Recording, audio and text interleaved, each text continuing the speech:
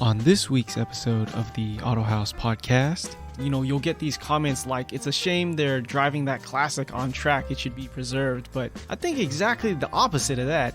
Dude, so kind of funny. So, for one,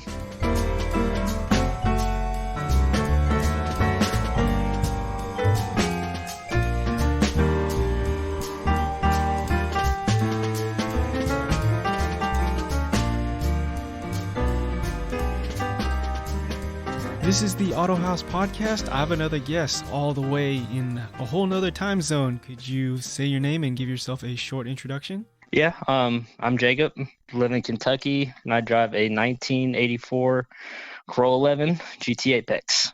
So we've been talking a little bit before the podcast, and one thing I thought was interesting was that you said you did your first track day in that car with another guest we've had on the podcast, Cole Grove. Yeah, that was so much fun.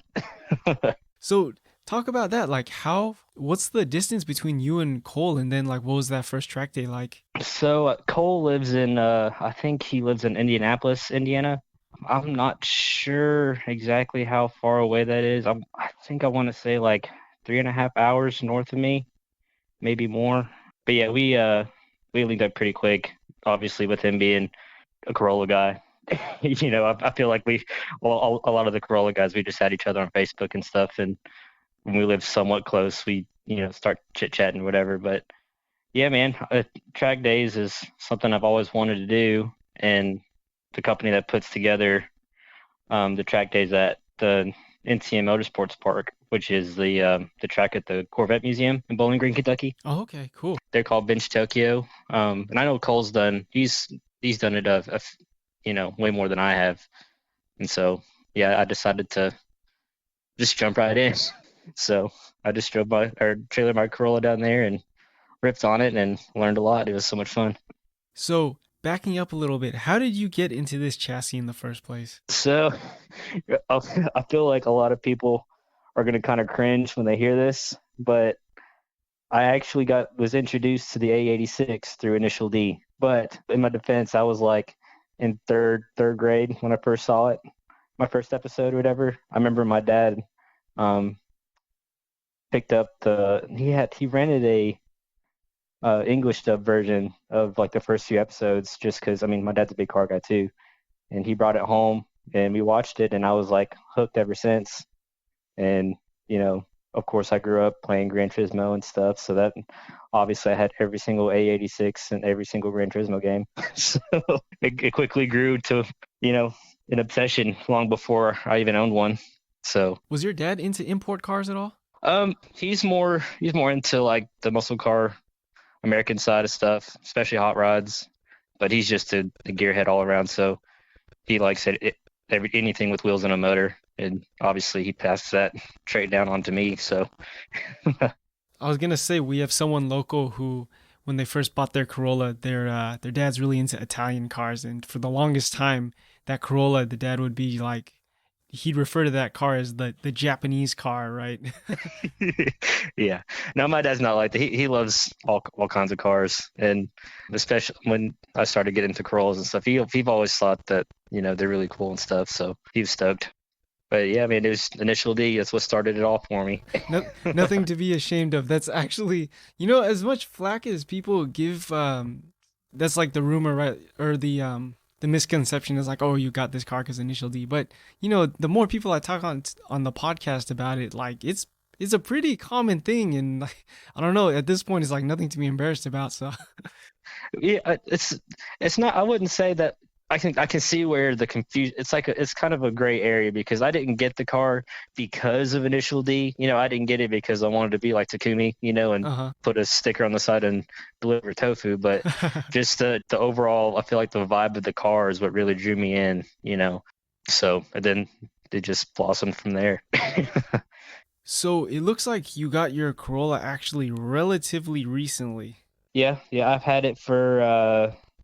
What is it? I think I imported it in April 2017, so 3 years, pushing 4 years now. So I'm still relatively new compared to most Corolla owners. And I thought that was a interesting parallel between you and Cole also, is that for both you guys, this is your first Corolla, and then both you guys, like, jumps 2 feet in and got a imported one. Yeah, yeah. Well, it's kind of a, the my Corolla in particular, aside from the fact that I've been obsessed with them ever since I was a little kid, this one in particular has kind of a sentimental value to me because um, I'm going to go on a little tangent. So my other favorite car of all time is an EM1 Civic Si, black coupe, whatever. And that one was my favorite when I saw Fast and Furious for the first time. I was like 6 years old. I saw it in movie theaters, and that opening scene with the green, with the black coupes with the green underglow. Yeah, yeah. So that I was hooked on Honda Civics, since then. So I had the Civic and the Corolla was my two favorite cars growing up. And I actually had a EM1 Civic Si in high school. That was kind of like my first car.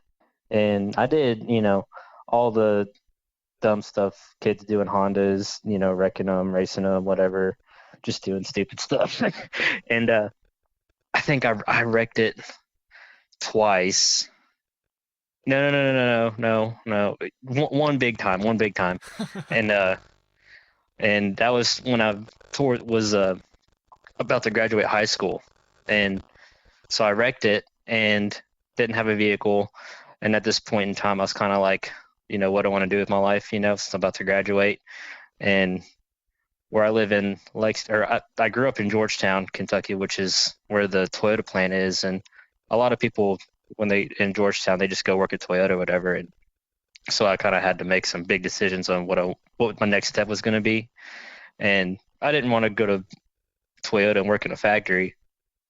So, and my dad was in the Army, or spent a little bit of time in the Army, and he was like, hey, Jake, you don't have to go full-time Army. If you want to go to school, you can do the National Guard and see what kind of benefits they have. So I looked into that, and I ended up joining the Guard because they're going to pay for my college. But the thing that really drew me in was the fact that I would be getting paid a crap ton of money while I'd be gone, so I could like save up all my money and spend it all on my Honda. Oh man. And so that's literally why I joined the National Guard, for 6 years as a mechanic, is to fix my Honda Civic that I wrecked. So, and sure enough, that's what I did. I joined, and all throughout basic training and AIT, I was saving up my money and sending it back home to a guy to fix all the damage that I had done. And I wanted it to be like spotless, like perfect. And long story short, he did, and I came home and it was finished, and I was in love with it.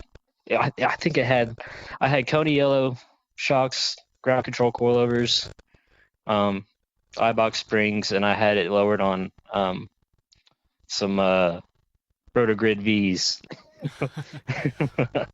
And but the paint was flawless. It was perfect, man. And not even 3 weeks later, I got rear-ended on my way home from work. Oh man. So I was heated, I was tore up, and the lady that hit me, she didn't have insurance, go figure, and she hit me right on the corner, the rear corner. So it kind of like buckled the quarter panel and bent the floorboard down in the trunk. The damage wasn't really that bad, but it was just enough damage to obviously total the car. Mm. I was heartbroken, man. I literally joined the Army to, pay to fix this car. You know what I mean? Yeah. And I had just turned 18 or 19 at the time when I came home. So, I was tight on money, and that was kind of like my first, big thing I wanted to do for my car. And some chick wrecked it, Mm. So I was tore up and sold it. And I vividly remember I was so upset. And especially when I found out it was totaled, I was like, you know what, screw it. I'm just going to get rid of it, and I'm going to get me an 86. Oh wow. And I was like, you know what, screw it. I want to right-hand drive one too. And so that's what I did. So the next few years, I just started buying and selling cars, literally saving up every penny I could. And eventually I found this one.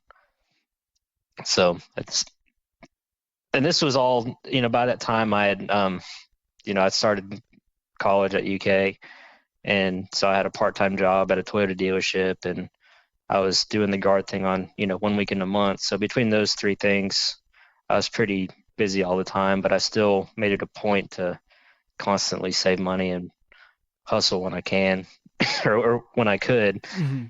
so I could get enough money to bring one over. So talk to us about that journey, the importation process. What was that like? um, well, so this is my Corolla is actually the third car I've imported. The first one I did was in 2015.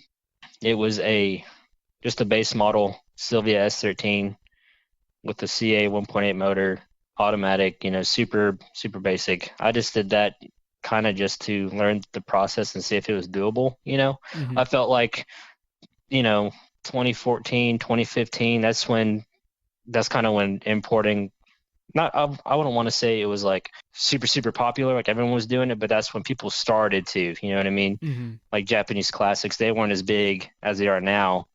I felt like back then was when they just kind of started places like that. And so, I would see their ads and stuff on Facebook and people bringing over cars. I'm like, well, if they can do it, surely I can do it. And so I found one of those auction websites. Uh, the one I used was JDM Auction Watch in Ireland. And Patrick, their owner, he's a great guy. We chat through email all the time, and he walked me through step by step and everything. And it's basically just like bidding on something on eBay, Hmm. when you work with a middleman company like that. And so that's what I did. I imported a S13, which it was funny when I came home I was just like, it was real slow at work. And I was in the back um, behind the parts counter just browsing on my computer. And I got on their website, whatever. And I just immediately just started bidding on cars. And I ended up getting an email saying that I won. And I was like, oh shit, I actually won. Oh And man. I had to come home and tell my dad. I was like, hey Jake, how's work? I was like, it was good. I might have bought a car in Japan. He was like, what? It's like, yeah, I just won a bid on a S13, and that was my entire savings account, like $5,000. Oh man. So, I literally sent my entire savings account to a dude overseas for a car. I have no idea, like sight unseen. You know what I mean? Hmm. And a few months later, picked it up at the port in Baltimore. And like I said before, I did that just basically on a whim to kind of see if it's possible, how easy it is. Then I ended up flipping it and using that money, I was able to bring over a FC RX-7, which that one was really cool because it was convertible, and all the RX-7s in Japan were turbocharged or whatever. So, Hmm. um, a factory turbocharged convertible model didn't exist here in the U.S., and so I thought that was kind of cool, and it looked sweet too. It was lowered on some Autostrada Modena wheels, the Ferrari F40 looking ones. Yeah, that's right. And I almost caught the rotary bug with that one because it was it was such a cool car, man. Like, just it had a blow off valve on it. I don't think there's anything done to the motor, and I didn't even have it that long, but I took it around town one time with the top down and hearing the blow off valve, dude, it was so cool. And I almost kept it, but it had this weird thing where like it wouldn't idle, and Okay. I don't know anything about rotary motors, so I started looking into it, and it could have been there's a whole laundry list of potential things it could have been. Hmm. Um, and that part of me was like, oh well, I could keep it, and fix it and just make this my toy. Um, but I decided not to, and I ended up selling it anyways. And I actually sold the car separate, and then the wheels went to Montana. The car went to a dude in California, Southern California, I believe. Um, and then after that, that's when I had enough money for a Corolla. And even with buying the Corolla was kind of interesting too because the Sylvia and the RX-7 was auctioned off, and I won the bid or whatever.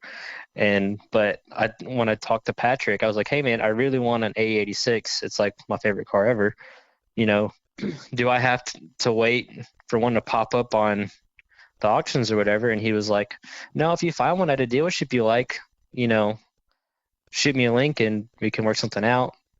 So I asked him, what's a good place to look at, and he sent me you showed me the GooNet Exchange website, which I guess is kind of like just kind of like an online database for dealerships in Japan to post up their inventory. And I started browsing, found a bunch of Corollas, and started emailing him links, and ultimately found the one I got now. And I sent him a link, and Patrick was like, "Yeah, man, I'll let me give the guy a call tomorrow, and we'll see what he says."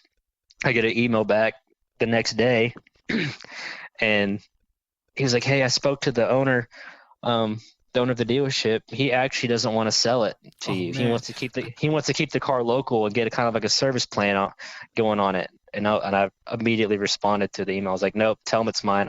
I'll wire transfer the money right now." Oh, wow. And so yeah, a few months later, picked it up in Baltimore again, and this was April 2017, and I've been in love with it ever since. So, did you get to see like pictures of the car, or like did someone look at it for you? Nope. Well, all I saw was the pictures that was posted on their website. Oh. So I still have copies of those pictures on my computer, but I mean, just like any car dealership, they don't really go into detail of the car. They just take general pictures to give you a rough idea of what it looks like. They don't get like underneath the chassis and the door seals and inside the seams on the engine bay. They don't show you those little details. So it was still a pretty big risk, me spending all my money on a car I haven't seen, and it wasn't until after I bought it and they were about to ship it. Before they shipped it, Patrick sent me a bunch of pictures where they actually did an in-depth like walkthrough of the car and stuff. So, but that wasn't until after I bought it. Yeah. So that's, if you think about it, like I paid $13,500 for the car, and that was the car plus shipping. Mm-hmm. That's a lot of money to spend on something sight unseen. You know what I mean? You think about browsing on Craigslist or eBay or whatever, and the first thing you ask is like, hey, can I get some pictures of it? Or hey, when can I see it and check it out? You ask those questions before you even think about buying it. Yeah. But that's the exact opposite for me when I was importing cars. Throw my money away, really. Oh, man. But I mean, I really wanted a Corolla, and it was a risk I was willing to take, so I took it. Before we talk about any of the surprises you found with the car, because being a Corolla, I bet you there was something unexpected, and you can correct me if I'm wrong, but so what trim level was this car? What did it come with? Was there an engine swap? Any of that? So it is a Zenki Levin GT Apex, and it has, obviously, I mean, I'm sure especially with Corollas back in the day, there was so many different options and trim levels. Well, the trim levels are pretty constant, but all the different options were interchangeable, right? Yeah. A lot of people, I think, people think that GT Apex has to have, power interior, but no, it doesn't. But mine, so it's a Zenki Levin GT Apex, but it has the digital dash, which is kind of cool. It also has the flip-up grill as well. Oh, cool. Yeah. Manual, no power interior or anything. No motor swaps, as far as I know. I kind of don't want to know. Oh, man. I grew up watching all the, hot version videos and drift videos and stuff in Japan, and people would just beat the crap out of them. So I don't want to know what happened over there before I got it. Yeah. But as far as I know, it's all stock, or the motor's all stock. When I bought it, it had TRD blue shocks in the back. I don't know what shocks it had in the front, but they had Cusco, whatever, coilovers on it and top hats. That's kind of a separate funny story. When I found out I bought the car or whatever, I went ahead and bought wheels and coilovers for it because I didn't know what was on it, Mm-hmm. And it wasn't so I bought Fortune Auto 500 series coilovers, and I also ordered some 14 by 7.5 Watanabe wheels. And when I got the car and took the wheels off and got up in the air, I was like, oh crap, these are actually, it's got TRD blue shocks. These are really good. And then I looked at the front and the Cusco stuff. I'm like, man, I should have just kind of like waited before dropping $1,500 on coilovers, and I sold the old suspension off to another Corolla guy here, that's local, and he was pretty happy with it. But the only another thing, the rear hatch was replaced, Mm. so that automatically bumped it down to a grade R, which kind of sucks, but I don't really care about it. But yeah, and it's the factory. Mine's the factory Panda paint scheme. I think it was repainted at one point because there's some spots on the trim where there's signs of some overspray, but it is the factory paint scheme. I made sure to check the paint code and stuff like that. I think it has. Well, I know it has a 4.7 rear end and the LSD rear end too. But I don't think it came with one from the factory, which is odd because you'd think a GT Apex trim level would come with LSD, but the stamp on the firewall says it didn't. So Interesting. I think someone will probably correct me if I'm wrong, but I think the non-LSDs, the code for it is like a T282, I think, or something like that, and then LSD is T283 or something. I can't remember off the top of my head, but something like that. But it does have an LSD rear end in it, which is cool. So, but yeah, man, other than that, it's pretty much stock. Were there any unexpected surprises you encountered yet with the car? Not really. The dash doesn't work, or it stopped working. I didn't know the flip up grill even existed until I got it. Oh, wow. Yeah.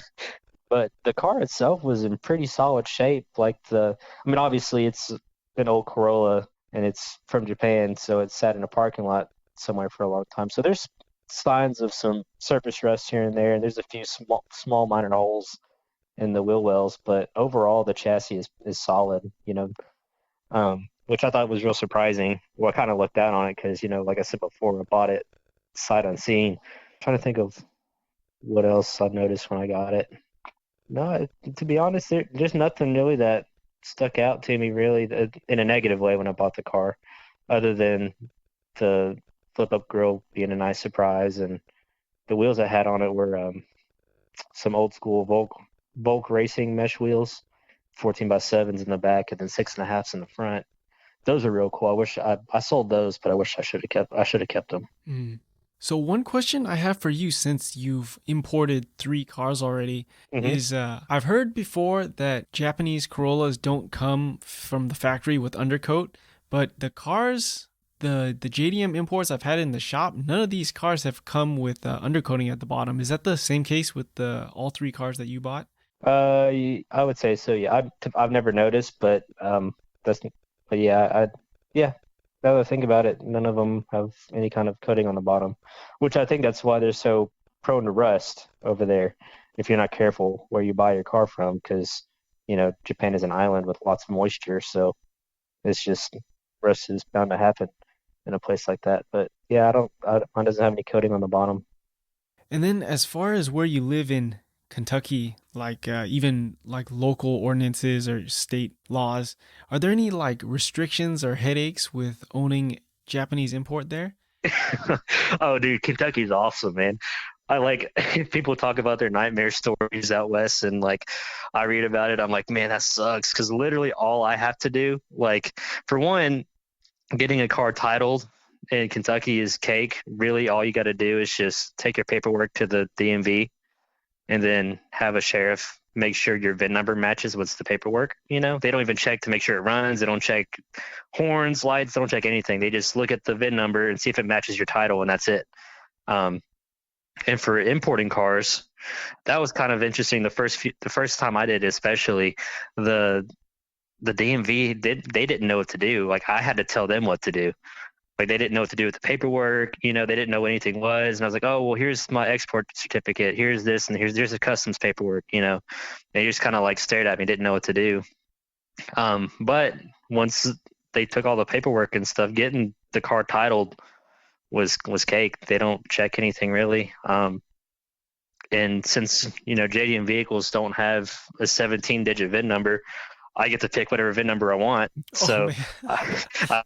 so all 3 cars that I imported, I just made the chassis code the VIN number. So, like my title for my Corolla, Kentucky title, and then the VIN number is A86-505-6563, instead of a 17-digit number.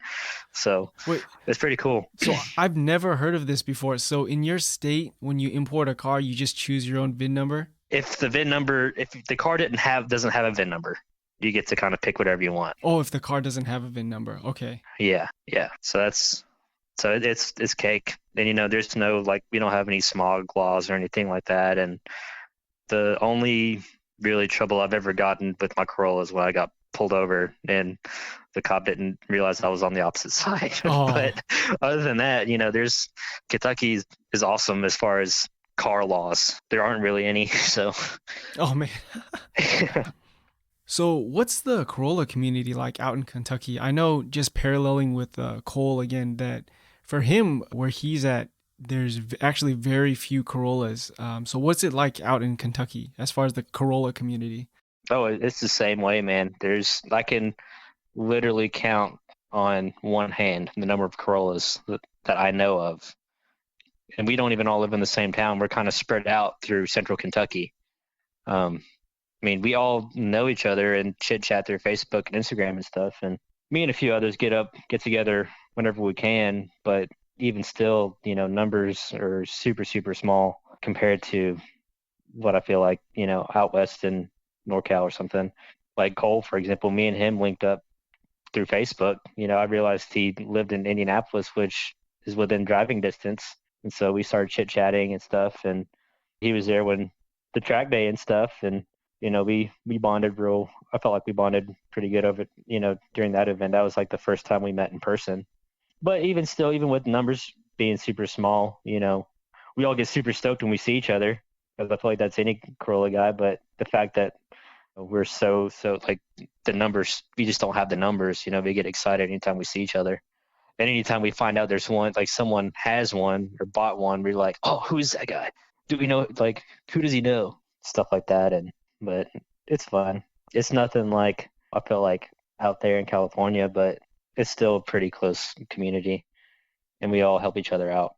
I actually went to, a few years ago, before I got my big boy job at Hitachi, I did a little co-op shadow thing for like a week at a company my aunt worked at, Adagen. And my buddy Phil Pham, he lives in San Francisco. He's got a white Levin. We met through Facebook or Instagram. I can't remember. But we started chit-chatting through the internet. And when I told him I was out there, he hit me up. And he was like, hey, dude, there's a Corolla meet going on in Milpitas. You want to come? I'm like, hell yeah, dude, I'll go. And so he picked me up from my aunt's house. And we went out there and it was really cool to see. I'd never seen so many Corollas and their old school Toyotas in general, all in one spot. The most I've ever seen in person, like in one setting prior to then, was like 3, and that was me and 2 others. And even then, that was a challenge just to coordinate all 3 of us to be at the same spot. So going out there and seeing 15, 20 was really, really cool. Yeah, that's mind blowing how small the community is, because like I'm good friends with Phil and he's usually at every single of our First Friday meets. So it's just funny, like out of state or like across the country, people like, oh yeah, I went to California before and met your friend and went to the Corolla meet that you go to. Yeah, dude, it was awesome. And it was cool too, because I can't remember the names of the dudes I met. I just know their cars. But I had followed them on Instagram for quite some time. We followed each other on Instagram. And I was like, hey, dude, I'm Jacob Durbin. I live in Kentucky. He's like, oh, yeah, I think I've seen your car on Instagram a few times. I'm like, yeah, dude, that's me. Oh, man. And so, but it was like, I feel like Corolla owners, we're all the same. We're just different versions of the same person. And so it was real easy for us for me to click with everyone else that was there. Even Phil, like I said before, we chit chat on Facebook and Instagram and stuff, but I never met the guy in person until then. Mm-hmm. So he just pulled up to my aunt's house, like, hey, Auntie, I'm leaving. I'm hanging out with a guy I'm just met. So I'll be back in a little bit, And then we rolled up to I think, what was it, Cafe 86 or 8 or whatever. And it was fun. I still have pictures. I took pictures of every car there because I was so excited. Oh, man. I still have it on my phone. So even pictures of Phil being a goofball at the gas station, which I'm gonna tell him he's featured in this podcast when I get off here. Speaking about Corolla ownership and like, I would say not really the age of owners, but like at what period in history you were an owner of these chassis. So I know one thing you mentioned, so I'll just do a direct quote. So I've always felt like I fall in this weird in-between category between all the OG Corolla owners and being a noob. Oh, yeah, dude. I mean, like I said before, I've been obsessed with these cars ever since I was in the third grade, which is, I don't know what, like 7 or 8 years old. I don't know. However old you are in third grade is when I started liking these cars. But, I remember, I was browsing the forums in my parents' computer room, and long before I even was even close to getting a car, So I remember reading all the different forum posts on Club 4AG and stuff. And then when I got was finally old enough to get a phone with like data and Instagram, Facebook and stuff, I started following all these people that that have been in the Corollas long before me. And so when I finally got mine, 3 years is not a very long time compared to a lot of other people, So, but I feel like I've been not involved, but obviously since I've never had one until now, but being on the sidelines watching, growing up, loving this car and this chassis, I've felt like, even though I'm not like an OG Corolla owner, I've still been there kind of. So it's like, I just feel like I'm in this weird in-between stage where I just bought the car a few years ago. So I'm still learning just the car and what it's like to be a real Corolla owner versus spending 10, 15 years prior to that dreaming about owning one, So I don't know. It's just kind of this weird in-between stage too. And even like I feel like a lot of the OG Corolla guys, they kind of cringe at some of the new guys and the stuff they say and the questions they ask. And, I cringe with them too, but I don't know why I'm cringing because I am that new guy, So I don't know. It's just this weird feeling. Yeah, talking about it and me contemplating it does make sense to me how like even within these two camps, there's like multiple individual camps, right? Like you could be like, what makes you an OG owner, right? Like, did you buy this car back when it was new in 1985? I know people like that. Or maybe you just own this car for the past 10 years. And then what makes you like a new owner or not, right? Because I've known there's a couple people that work in this building that are, fresh out of high school, but, similar to you, they were stuck on Club 4AG all day. So all the time they'll bring up this factor tidbit that I was like, oh man, how come I didn't know this? I remember like, dude, I can't tell you how many hours I would just spend just looking at, I don't want to say useless to me because I didn't even have my driver's license, but I have vivid memories of me in my parents' computer room, computer rooms when they used to be a thing, just browsing Club 4AG and Hachiroku.net and seeing everyone's usernames and the pictures they would post and all the different threads and stuff. And I remember at one point there was a Corolla that popped up on eBay and my dad let me bid on it. Obviously I didn't get it because I didn't have money, but it was just so cool that he let me bid on it on eBay. I was so excited. I think, but when I got my Honda, obviously I was real deep into that. And it wasn't until that wreck happened and I had sold it was when I really started, like, that was my goal, to be a Corolla owner, right-hand drive, Levin, that's like me, So that's when I really started to dive deep back into it.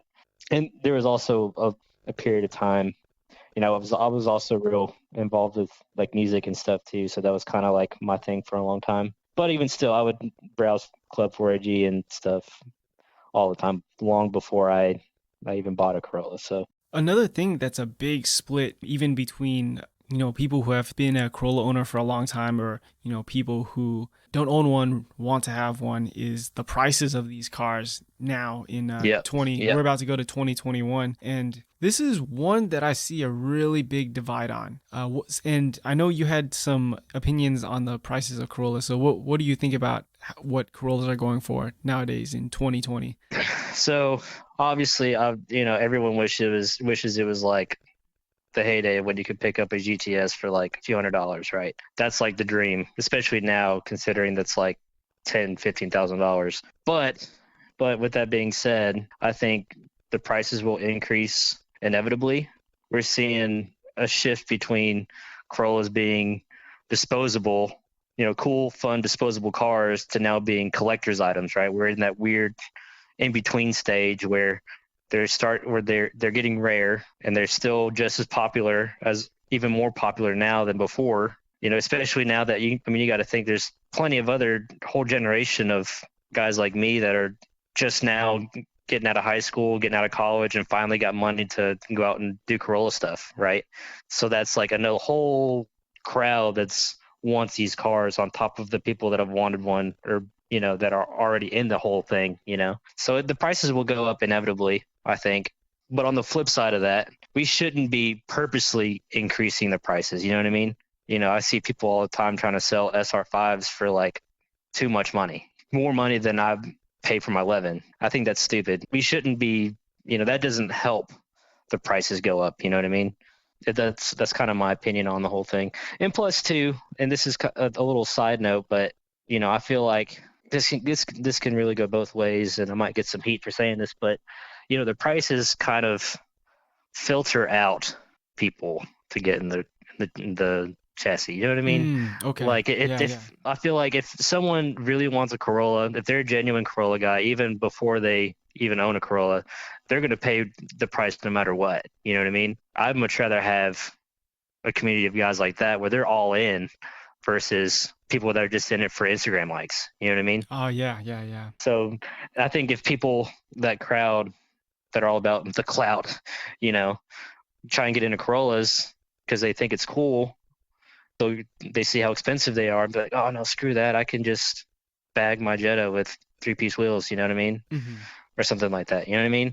But a real Corolla guy will pay the price no matter what because we just love them. You made some really good points, and I'll kind of build on them a little bit. So one thing that Battle Garage Grant has always reiterated, and this is just his opinion on the prices too, is that he's glad that the prices have increased because that means that the owners are more likely to take care of these cars. Whereas before, I'll just give you the very first example that comes into my mind where JSP John, way back in the day, these were literally disposable. People would, just give them away for free. And then, a customer came back to him with the roof chopped off of it, right? See, that makes my heart hurt. That's a good Corolla for someone to have. Yeah, but I agree. I mean, the same thing happened with like 240s. Those were cheap and disposable at one point in time, but people drifted the crap out of them and demolished them all. Now you got chassis rolling or roasted shells going for $3,000-$4,000. You know what I mean? And it's like that's stupid. From the outsider's point looking in, I would say S chassis prices are worse than Corollas. Because S chassis, that thing literally has been destroyed, but still asking a wild amount of money for it, right? And people pay for it too. Yeah. So that's what I don't want. Like the price is going up, increasing. That's inevitable. It's going to be kind of like the Datsun 240Zs, how those are super expensive now. I feel like Corollas will get to that point eventually, being like straight up collector's items only and paying stupid amounts of money. But I feel like we have the chance to prolong that, not prevent it, but delay that from happening, but people paying stupid amounts of money for stupid stuff doesn't help at all. Another kind of side thing, but related to what we're talking about, with the prices of these cars now having increased so much and continue to increase. And I've talked to before about this on the podcast, how now we have these collectors buying these cars and locking them away, using them as an investment. And I see that equally as bad. And this is just my opinion, right? Like I see that equally as bad as, somebody who, chops the top off of it, because it's the same thing. You're not adding to the community. Like you're totally not adding to the worldwide community doing that, right? It's a money investment for you. Yeah, and that's yeah, I 100% totally agree. Like that's just as bad. And another thing too is like a person like that. Most like I don't want to say all of them because there's always that one guy's like, hey, whatever. But most likely, a large percentage of people who are like that are just not fun people to begin with. You know what I mean? That's a very And it's polite like, way to put it. and Corollas are meant to like the reason why we love them is because they're so much fun to drive. If you're not driving it, then what's the point of even owning it? I would much rather have, you know, I just want these cars to stay on the road as long as possible. I want to see anyone, everyone in them, enjoying them as much as I do. So that's my standpoint on it. And yeah, hoarding them doesn't do that, and chopping them up doesn't do that. Yeah, one thing I'm really glad when you mentioned that you did a track day in your car, because it's interesting and kind of disappointing now. I know on a few of my Instagram photos, and then just recently, Battle Garage Grant took his Corolla out to Button Willow, and you'll get these comments like, "It's a shame they're driving that classic on track. It should be preserved." But I think exactly the opposite of that. Dude, so kind of funny. So for one, I sucked on my first track day, right?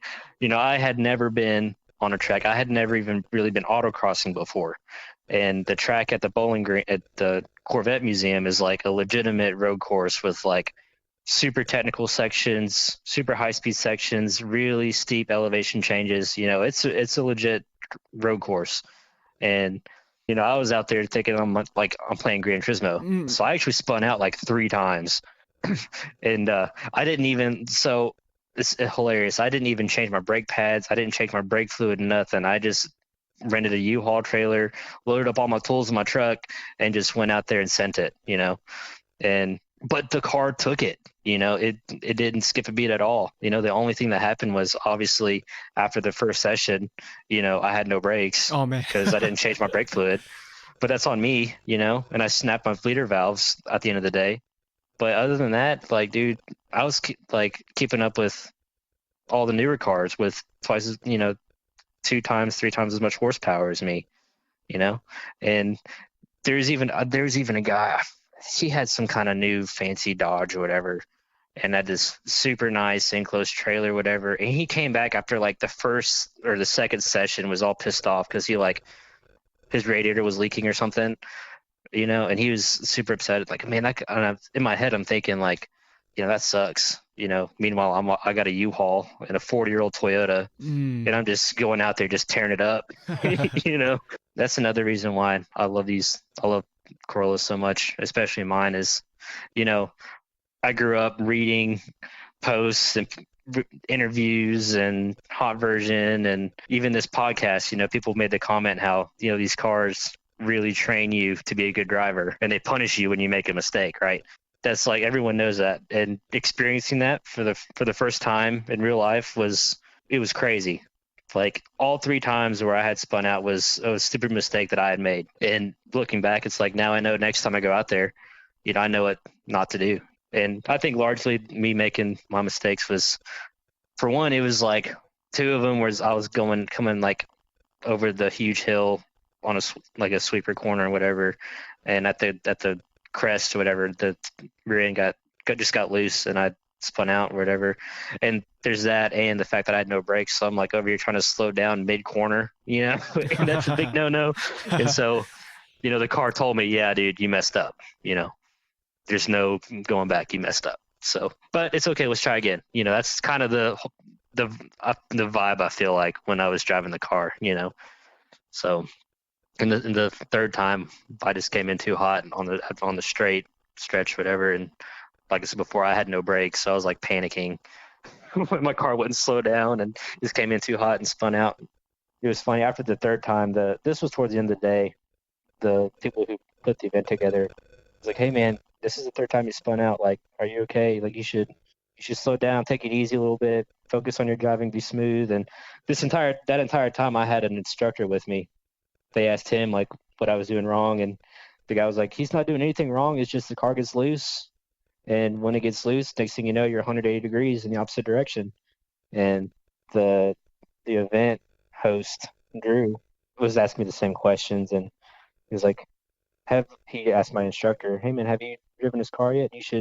Next session, you should hop in and see what he's feeling. Maybe there's something we can adjust a setting or something. And the guy, he was also a huge Corolla nerd as well. He was super stoked when I let him hop in, and we were driving around the paddock area, and he was making comments about how nimble it was. And then he pressed my brake pedal. He was like, "Dude, you have no brakes. Oh man. This car is not safe right now. You should not be driving on the track right now." And I just kind of looked at him. I was like, "Well, they've been like that since this morning, so sorry, dude." And that's when we put it on, raise it up and tried to bleed the calipers a little bit, and I ended up snapping the bleeder valves, and so it was like that. I just called it a day after that. But anyways, track day, awesome, so much fun. I can't wait to do more next year. So I forgot what the original point was we were talking about. Track days. Right. So we're getting close to our 1 hour mark, and then so there's one last topic that I really wanted to bring up. Your day job as a production engineer at Hitachi Automotive Systems. Yes. Yeah. So Hitachi Automotive Systems, Hitachi makes anything and everything from ECUs to shocks to vibrators, anything and everything. Hitachi makes them. But yeah, I work at the plant in Berea, which used to be Takiko. Hitachi bought Takiko out, or took over that plant, I think, in 2013.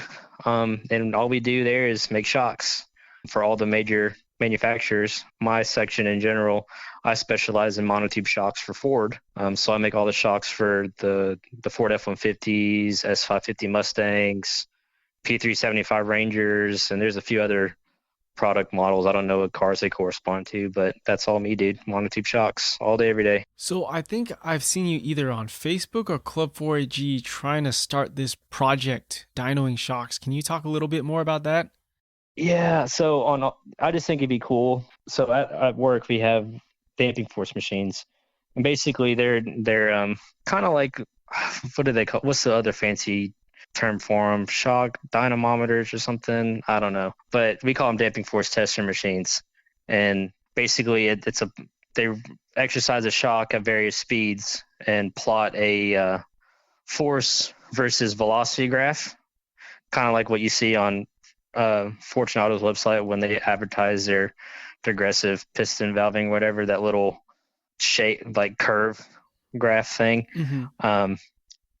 And I just think it'd be cool to, put, Fortunato shock in there versus TRD Blue versus, Bilstein, or versus a shock one, and just kind of see what the performance, what those curves look like, because see if it's really worth paying $1,500 for a set of coilovers versus random eBay ones or whatever. There's a lot of information you can gather from those graphs and how it corresponds to your ride quality and stuff like that. So I just think it'd be cool to perform a test like that. I don't think anyone's ever done anything like that. And I feel like too, a lot of auto manufacturers, obviously, they want to keep their design process, confidential. So, but if we do it the reverse order, what they can't say no to that. You know what I mean? Oh yeah. So yeah, I just think it'd be cool. I still got to get my hands on some shocks, but it's still in my head, what I want to do. Well, it sounds like a really cool project. I know way back in the day, I've seen like reviews on air filters, and this guy did a back-to-back where it was like, this is how many ppm they filter out. This is, the amount of airflow, and they compared like 10 different companies, like top tier companies, air filters. So I agree. I think it would be really cool to see as many different Corolla shock graphs as we could, and compare between all of them.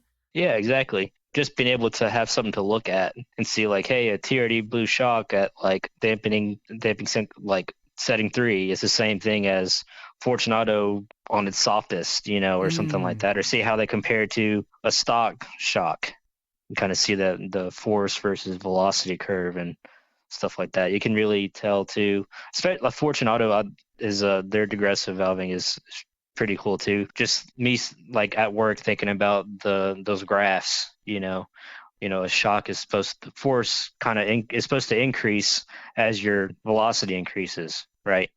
So, but what's cool about those is it maintains a softer, or I'm trying to think of a softer force with a higher velocity. That's why they ride really good on the street. So, but it'd be cool to see that, like the raw data of that compared to another shock. You know what I mean?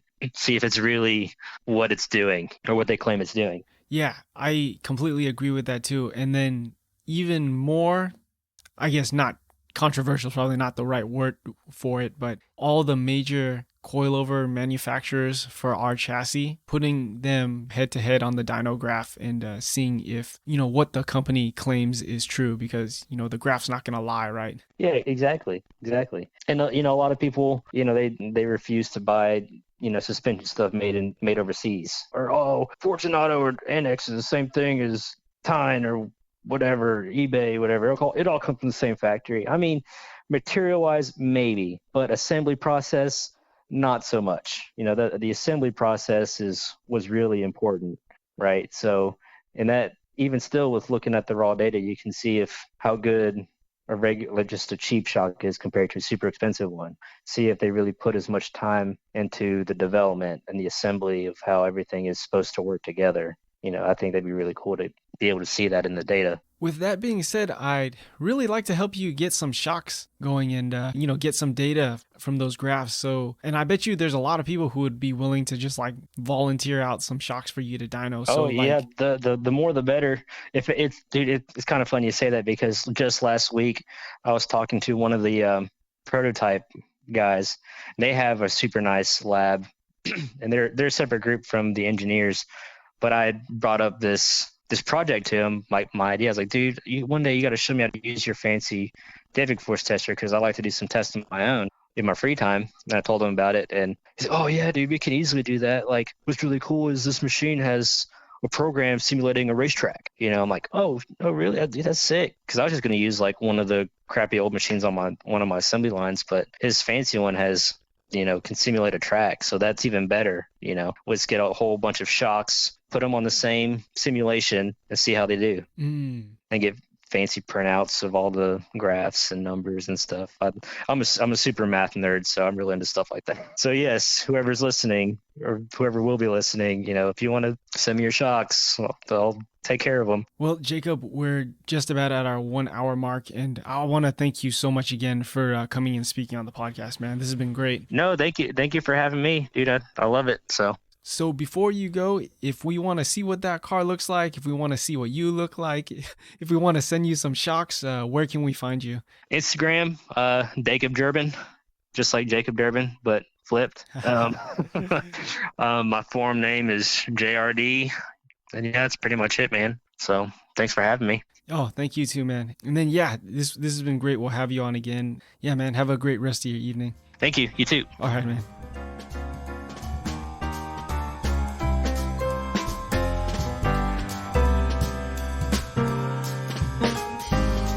That's it for this week's episode. If you like what you've heard, please subscribe wherever you get your podcasts. And please leave us a 5-star review on Apple Podcasts, as reviews really help support us. You can do it straight from your desktop. Don't even need an Apple device. This is Autohaus Z. Thanks for all the support, you guys.